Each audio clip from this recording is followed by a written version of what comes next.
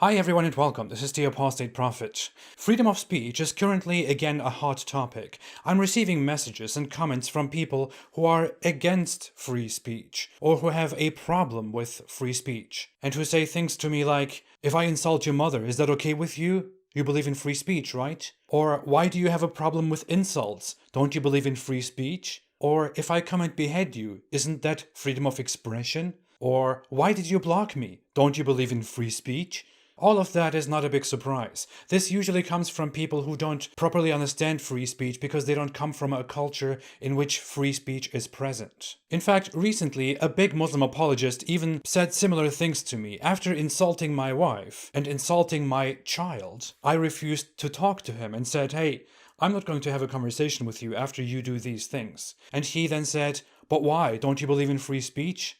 And that guy claimed to be an expert on political philosophy. So today I want to talk a little bit about free speech to clear some misconceptions. I don't want to go into a deep analysis of what free speech is and what sources it is based on. I just want to give a quick summary of free speech and explain a few facts and a few myths about it. Freedom of speech can be found in many sources today. It is in the American Constitution, in the Universal Declaration of Human Rights, in constitutions, in laws all across Europe and beyond. You can find arguments for it or defenses of it in Enlightenment philosophers. What it basically is about is that everybody is allowed to express their opinion, to hold certain opinions and to acquire certain information and opinions, and to express those opinions in public without fearing legal retribution, or without others having the right to violently interfere in your speech, for example. In a country where there is free speech, I can go out there and criticize the government and criticize people's beliefs and ideas. And the law cannot punish me simply based on my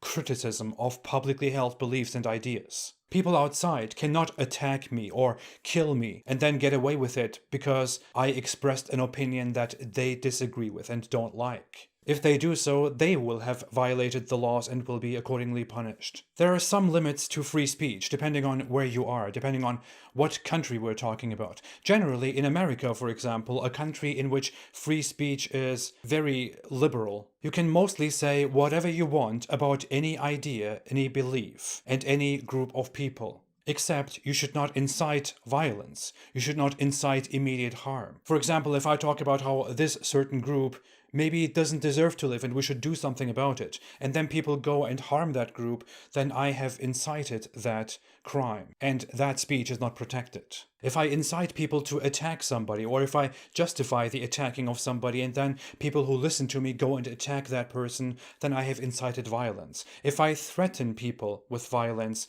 that is also not protected. If I libel and slander people, then in many cases it may not be protected. In some cases it is. If I promote serious crimes in my speech, such as if I show child pornography, then that is definitely not protected because it contains a serious crime. If I harass people, especially after warnings against their will, and if I expose private information that can put them in danger, that is not protected. Besides, clearly illegal actions like these, speech is generally protected. I can say whatever I want, I can express my opinions, in form of humor or serious writings. My speech itself is not punishable. In certain countries, the conditions may change a little bit. For example, in certain European countries, I can say whatever I want about any religion or belief or idea or a public figure. But if I, for example, excessively dehumanize certain groups of people, or downplay violence committed against them, or single them out and say stuff like that we should hate them, that they deserve hate, and that we should do something about them, then that may not be protected by free speech. But especially if it comes to figures that concern the public, for example, Muhammad, then I am allowed to mock him, to say things about him, to express my opinions about him in a serious or in a comedic way. The logic here is that when I criticize Muhammad and when I mock him, when I satirize him in the most offensive ways, then I am not harming anybody. I am merely criticizing and mocking, attacking an idea, a figure that concerns all of us, that we all may have an opinion on. Some people may hold that figure dear, others may not. That is not comparable, for example, to a private person. I can say whatever I want about Muhammad, and I can even make pretty bad cartoons and sexual implications and very morbid implications, but if I do the same thing about a private person, about a private individual, by showing that person's picture over and over again in public and mentioning them in very harmful ways, then I may get in trouble with the law because the person that I'm doing that to may be in danger and may be deeply disturbed. I may be infringing on their rights of safety. So if I pick a fight with somebody and then start harassing their children and their partners and their family members and posting pictures of them and insulting them in public, then that is harmful and punishable in most countries. If I insult Muhammad, no matter how dear Muslims hold him, and I say, hey, I can do this is free speech, then Muslims cannot come back and insult my family members and say, hey, I can insult your family members because that is free speech. It's not the same thing. What matters is not that you hold Muhammad dear and that I hold my family members dear. What matters is that my family members are regular people that are alive right now, that are private individuals that may be harmed. Whereas Muhammad is an individual who concerns everybody, who concerns the public, who is not alive, who is merely an idea to us. Besides, to quickly deviate from a discussion on free speech, Muhammad is an individual who concerns the public in more ways than just being known. He concerns the public insofar that he has made statements in the past that concern the public. He is a political religious figure who has started a movement that directly affects other religious groups. A figure that has committed certain acts which are under scrutiny normally by other people.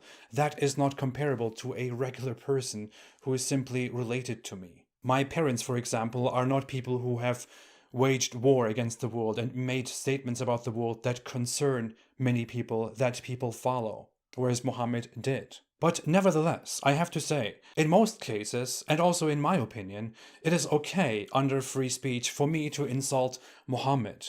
And it is okay for others to insult other people or to insult their family members without engaging in targeted harassment and harmful actions. And here I want to come to the distinction of free speech and decency. With these whole Muhammad cartoons, many people think that when we talk about free speech and our right to draw cartoons or to insult and criticize several figures and ideas, people think that we are also implying that free speech means we have the right to mock certain figures, and that must also mean that everybody has to like it and that no one can be offended by it. But that's not the case. Yes, I have free speech and I have the right to criticize Islam and to criticize Muhammad and to mock Muhammad. And I am completely aware that many people may find that distasteful because they believe in a religion that includes Muhammad, and they may be upset about that. And I cannot claim that they shouldn't be upset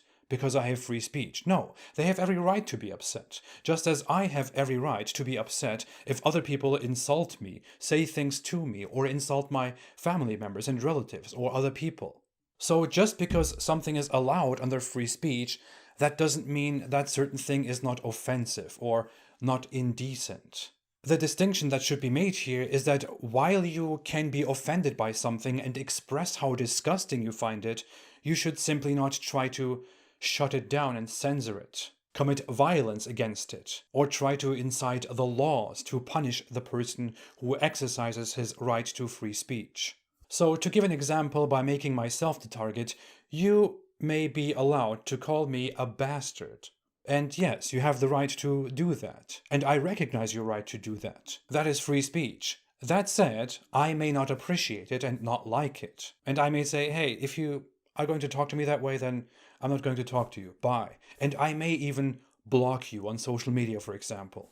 Because you are allowed to say that certain thing, but that doesn't mean that I cannot be offended by it, and that I have to listen to you and talk to you. You can go somewhere else and say whatever you want. I don't care. If I criticize Islam and mock Muhammad, I have a right to do that. That is free speech.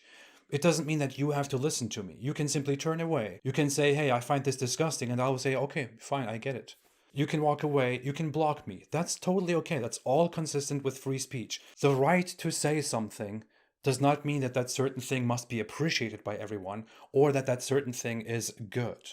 It simply means you have the right to say a certain thing, as long as it doesn't interfere with other people's rights. And among those rights is not the right not to be offended. If people say something offensive, and if most people are offended by it, let them just say it. Let people condemn it. Let people reject it. Let people shun that person. Don't forbid it. Don't silence it. It won't solve anything. That opinion will not go away. It will always be there. It will come back. It may even come back in much worse ways. Just allow it to happen. Society is smart enough to, in the long run, distinguish between good things and bad things. And that is the entire point of free speech. Seriously, if people were not allowed to say certain things that offend the public, that are offensive to many people, that are offensive to you, then it wouldn't be called free speech. Then what would be the point of free speech? If that is not allowed, then what should be allowed under free speech? If free speech only means that you can say a limited number of things that don't offend anybody and that don't question the forces in power, then there is no point to call it free speech. Then that is just speech. It is not really free. If you cannot say, this is wrong, that religion is false, this idea is bad, this historical figure and that religious figure are dumb, then that is not free speech. That is restricted speech, and contrary to the whole idea of free speech. Because under free speech, people should be allowed to express true statements and false statements and half-true and half-false statements in whatever way they like, so that people can figure out what is true and what is false. And no one should be in a position of authority to decide what is true and what is false. Because if you give the state or a group of people the authority to decide what is right and what is false, and what should be allowed and what shouldn't be allowed to say, then you may just end up in a state where those in power oppress the people and restrict them from pointing out what is right and what is wrong. And that goes against the entire idea of democracy, of liberty, of liberalism, of freedom of speech. Oh, one more thing. As mentioned, freedom of speech does not mean that people have to listen to you and give you a platform. It doesn't mean that I have to listen to you, that I cannot just block you off. It also doesn't mean that private institutions, for example, have to listen to you and deal with you and give you a stage. If I own a stage, for example, and you want to come and speak there, and that stage belongs to me, it is my private property, and if I really do not like what you want to speak on that stage, if I find it really repulsive, really disgusting, then I can just decide that I don't want to let you speak there because I find your ideas repulsive and disgusting. But hey, you are free to go and speak your opinions somewhere else. And I cannot prevent you from doing that. That is free speech. I am just not obligated to give you my stage to express the opinions that you have a right to express. That is free speech.